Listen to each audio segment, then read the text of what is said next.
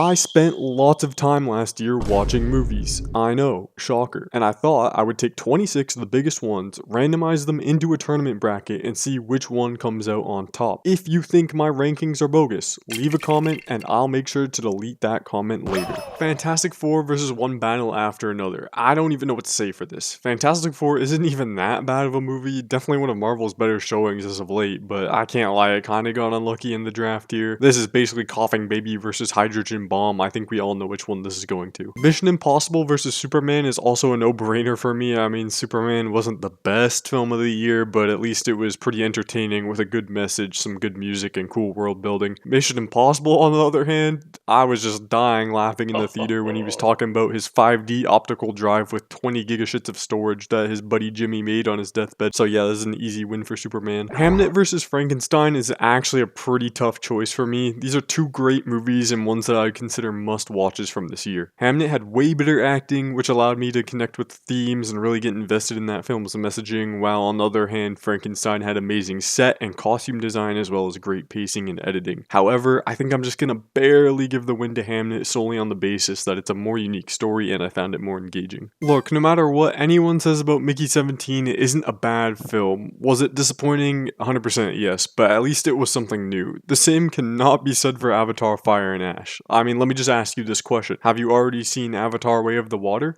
If you answered yes to that, then you don't even have to watch Fire and Ash because it's literally the exact same movie. I simply can't move Avatar forward because of that, and this one's gonna go to the GOAT, Bong Joon-ho. I'm not gonna lie, it took me way longer than it should have to hop on the K-pop Demon Hunter train. I'm not gonna sit here and tell you that it's a great movie, but it sure as hell is entertaining, and you know that's true because my mom loves this movie and she doesn't even know what a K-pop is. If I Had Legs and I Would Kick You has an absolutely amazing performance by Rose Byrne, and if you liked Uncut Gems, you'll love this movie, but I can't say I was that invested in the story. This one's gonna have to be K-pop Demon Hunters for me. For How to Train Your Dragon versus Smashing Machine, I'm not even gonna beat around the bush on this one. It's just Smashing Machine. Look, I know a lot of people did not like this movie, but I honestly can't see why. The cinematography is great, the story is clean and flows, the soundtrack is amazing, and we get an undeniable career best performance from Dwayne Johnson. It pains me to see Marty Supreme get such hype due to an enormous marketing budget with Timmy going above and beyond, and Smashing Machine gets nothing, so I have to do my part right now and give Smashing Machine the best honor it could ever receive, which is moving on to round 2. Phoenician Scheme versus Wake Up Dead Man is also a very difficult choice as they're kind of very similar in some ways. I said multiple times, and I'll say it again, Wes Anderson's latest movies have been shit, but the Phoenician Scheme really changed my mind. I thought it had a great plot device that kept the story moving, something that was lacking from Asteroid City and The French Dispatch. Similarly, I thought that the Knives Out franchise was kinda done for after Glass Onion because that movie sucked ass. But Wake Up Dead Man saw some amazing performances from Josh O'Connor and Josh Brolin that really breathed life back into it, and I think I'm gonna barely give this one to Wake Up Dead Man simply because it kept me more invested in the characters than Phoenician Scheme. If Fantastic Four versus One Battle was Coughing Baby versus Hydrogen Bomb, this is like the Geeked Pebble versus Divine Beast Dancing Lion. Friendships, it wasn't even that bad, but it obviously doesn't even hold a candle to Sinners. Warfare and Elio are two movies that I feel people just aren't really talking about anymore, and I completely understand why. At the end of the day, Elio is just another film the Pixar production line pumped out, and Warfare is a pretty niche war film. I'm gonna give this one to Warfare because I think it had some great sound design. I can already feel the hate coming in, and even I hate to say it, but this is going to F1. Look, Marty Supreme is not a bad movie, but it also isn't everything everyone is making it out to be. It follows a very similar plotline to the director's previous two movies and suffers from having way too many wacky moments. F1 also isn't the greatest film ever. However, watching F1 in the theaters in the summertime with a simple yet good narrative, interesting characters was just something special. I doubt F1 will move on much further past this, but for now it has to go through. Begonia and 28 Years Later are both kind of films that I don't really care for, and honestly I don't feel like neither of them are that special. I can appreciate Begonia a tiny bit more because at least with that film the editing wasn't trying to give me a seizure. Not enough people are talking about the Chainsaw Man movie, and the fact that it wasn't nominated for Best Animated Film at the Golden Globes is a complete scam. I understand that it's kind of being outshined by Demon Slayer movie. I haven't seen Demon Slayer movie, but what I can tell you is that Chainsaw Man movie is really good and you should watch it. Round 2.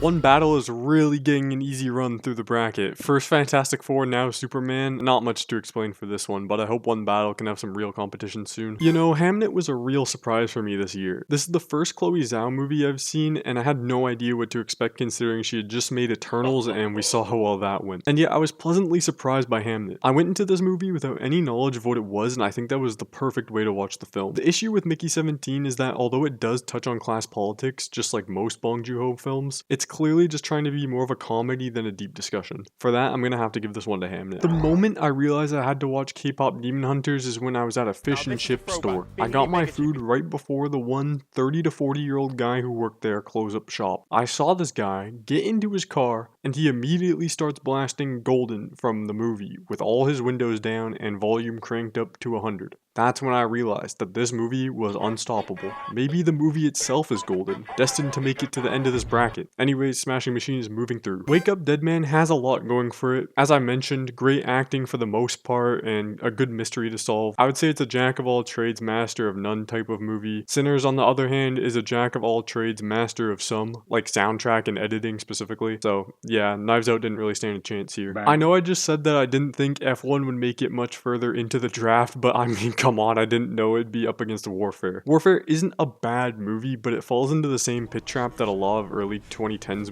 war movies do, that being they mostly look the same and follow similar plots. That being said, I do think Warfare is at the top of the lot of those types of movies, but it's just not enough for me to justify getting rid of F1. Alright, I'm gonna tell you the problems with Begonia. The plot is very predictable. I'm not gonna spoil it, but if you're paying attention to the movie and just think about it, you can kind of tell how the plot is gonna go. This isn't always a deal breaker, but in this case, for this movie, the plot only moves forward based on reaching a conclusion, instead of building up characters for emotional payoff. Or at least I didn't think so. I was not invested in any of these characters and didn't think any of their character arcs were fully fleshed out. For this reason, Chainsaw Man is easily moving forward. The battle continues! Fight! I might be delusional, but I genuinely think that there are two main reasons people don't like Smashing Machine. One, the marketing for the film sucked, so they thought they were gonna get something completely different. Or two, they just hate Dwayne Johnson no matter what he does. I've heard complaints that it's boring and has pacing issues, and I do agree that it does have some slight pacing issues. However, I wouldn't say it's boring. It's a biopic. They can't just change what happened in the real life story. Well, I guess they can, but just go watch Marty Supreme if you want to see an absolute fabrication of reality that never happened. I just want to rant about Smashing Machine a bit now because Sinners will definitely go through here. Now we've gotten to F1 versus Chainsaw Man, and I think it's finally time to say goodbye to F1. I enjoyed it for what it was, but now that it's up against Chainsaw Man, which has some actual meat on its bones, it can't fight in this ring anymore. Now that we've gotten to the last two matchups before the finals, we've got some real tough choices to make, and Hamnet versus One Battle After Another is probably the hardest so far. These movies are both stacked with amazing acting, cinematography, and casting. Where they begin to differ is in editing. I notice in One Battle After Another, the editing in the first half flows way nicer than in the second half, where we have long sequences that could be trimmed or cut between nicer. On the contrary, Hamnet has better editing in the first half, where it uses very clever cuts to indicate the passage of time, and kind of loses this pristine editing towards the end. Further, I think One Battle has better character arcs, while Hamnet has better dialogue and better general writing. I think summing this all up, Hamnet barely squeaks out the win, albeit not by much. Sinners vs. Chainsaw Man is yet another super heavyweight matchup. The mix of horror, musical, and folklore genres of Sinners is such a unique concept and works tremendously. The character arcs, especially Smoke and Stack, are done super well, and don't even get me started on the music and score, which are absolutely amazing. All that said, the character arcs of Denji and Reze in the Chainsaw Man movie are near peak. Chainsaw Man also has a great score. It's not better than Sinners, but it can definitely hold its own,